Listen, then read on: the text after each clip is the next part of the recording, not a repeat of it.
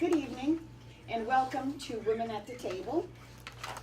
We'd like to thank all of you for coming out to this wonderful program that we have planned this afternoon.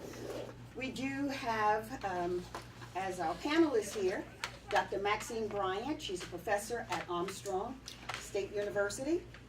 Dr. Ann Linton, President and CEO of Abercorn Family Dentistry.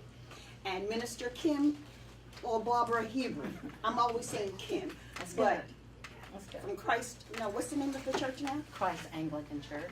Christ Anglican Church. On the corner And of 37 course, Boulevard. I'm Estelle Mannion with Stella Productions Advertising.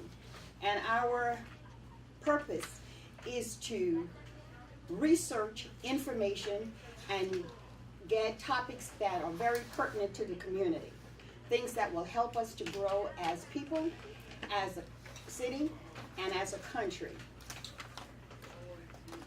Our discussion is formatted in a few segments.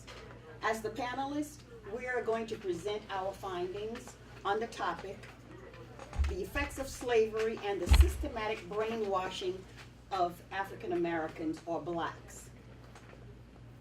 And we are going to break that down into a few segments. The segments are marital relationships and the consequences, parent and child relationships, also identifying and dealing with the messages that were handed down, and the examination of black sexual stereotypes.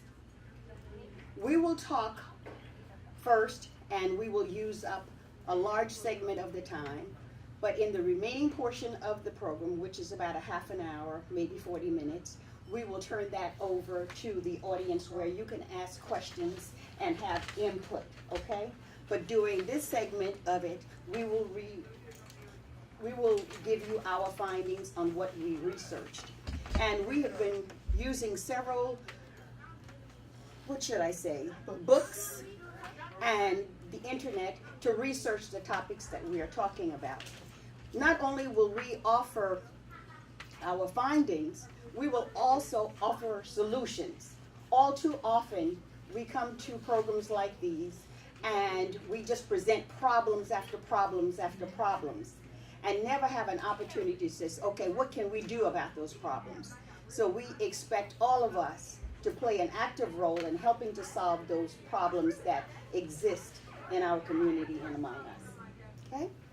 So, let's get started, and I'll go immediately to my left with Dr. Bryant. Good evening. How's everybody doing? Good evening. Good evening. Fellow panelists. Okay, so we were talking about, if you recall, when we were planning for this, about the impact that slavery has on generations after generation after generation, even as we look at contemporary times now, and how the impact of slavery has lingered on. I introduced to you all some time ago the book by Tom Burrell, Yes. Brainwashed, Challenging the Myth of Black Inferiority. And surely during the time of Black inferiority, we were told over and over again that we were less than animals. We weren't even counted as full people. I since then have found a book that I shared with my panelists here, Post-Traumatic Slave Syndrome by Dr. Joy DeGruy. She comes from an academic perspective, but I think it's really good. So as I was thinking about how we were going to introduce this topic, Estelle, I thought about some movies. Okay. And I'm sure many people in our audience have seen this. You remember it was just on BET recently, The Book of Negroes. Mm-hmm. Remember that? Okay. If you will recall, the young lady who was the main character got married at one point, but that marriage wasn't recognized by her slave owner, right? Uh-huh. And he sold her husband off. And so the message then is that relationships aren't stable. It's what the children learn. And the slaves lived in fear of their families being ripped apart.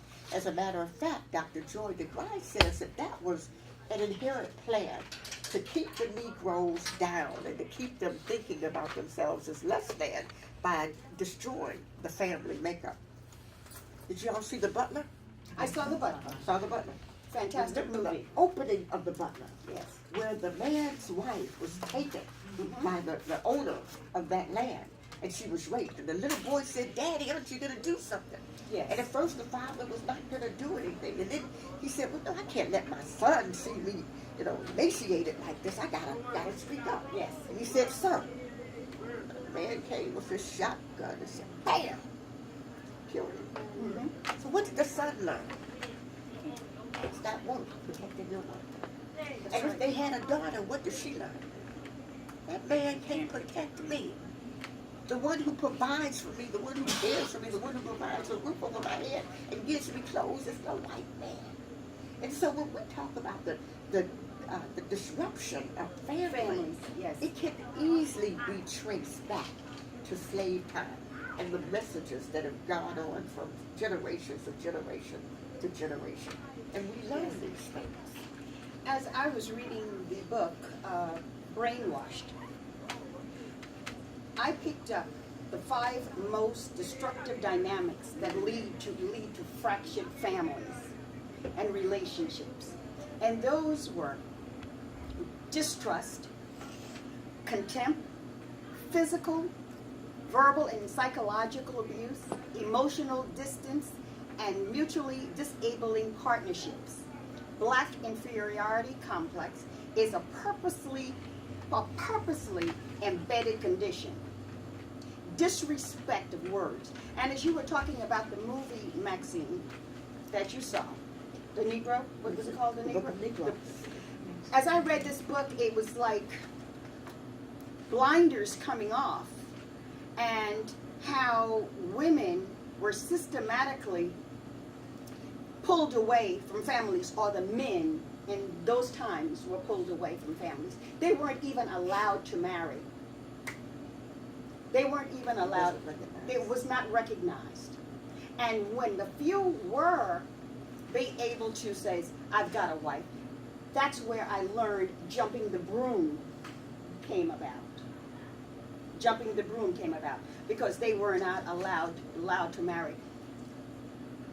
When I read that book, it went back as far as Africa, where we were seen as less than, and they used images of the ape and the monkeys and all of that, and blacks in a hot continent would wear very little clothing, if any, because of the hot climate there and the pigment of the skin. So when they were brought here, they were looked at as less than animals or less than livestock, so to speak. And so subsequently they were treated then. And I may be jumping ahead of myself a little bit, but we are also going to talk about self-hate. Okay? So we were brainwashed to be able to hate ourselves because that's how they looked at us. And this, help me out here, when I hear today, in our society today, phrases like, "Oh, we are all like crabs in a barrel." We are still voicing and giving voice to that brainwashing ourselves. You can't trust blacks.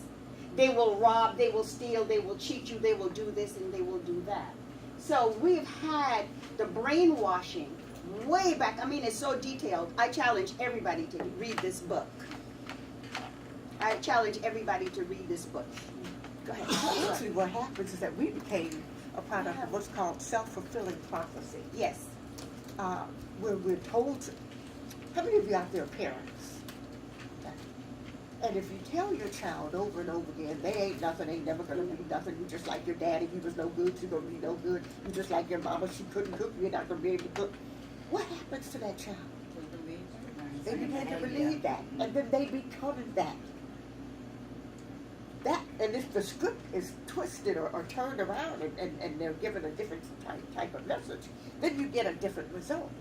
But as slaves, we were told, just like you said, Estelle, we ain't nothing, you're less than human.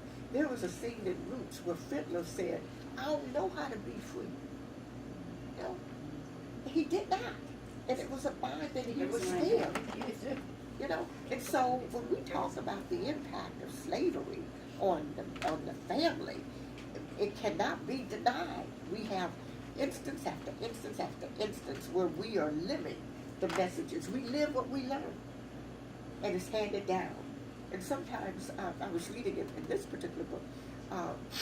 It reminded me about, in terms of like children, for example, and parents, enslaved parents, learned to discipline their children based on how they were disciplined. Yes. Now, I'm not saying anything's wrong with sparing the rod. I mean, I whipped my children, but I didn't beat them, right? But they learned how to discipline based on how they were disciplined. And even when, and then the strong-willed children were told for their own safety, don't you say nothing, don't you be, you know, they were given that message to quell them down. Well, later on, when that message no longer served the same purpose, we were still telling our children, don't you speak up, don't you look that white man eye to eye. You know, even though the situation had changed, the message did not change. And we still have children now who are afraid to look up and to be bold in themselves because of that perpetuating message that they got from their parents. Absolutely. This is number one, and I'm going to read some of what I researched, okay? Disrespect, words of mutual contempt, ridicule, wide mistrust of mates, mothers, and fathers. We hear this in everyday conversations among black men and women, parents and grandparents at parties, in the privacy of our homes, worlds of mutual contempt, the casual dissing of one another. We do it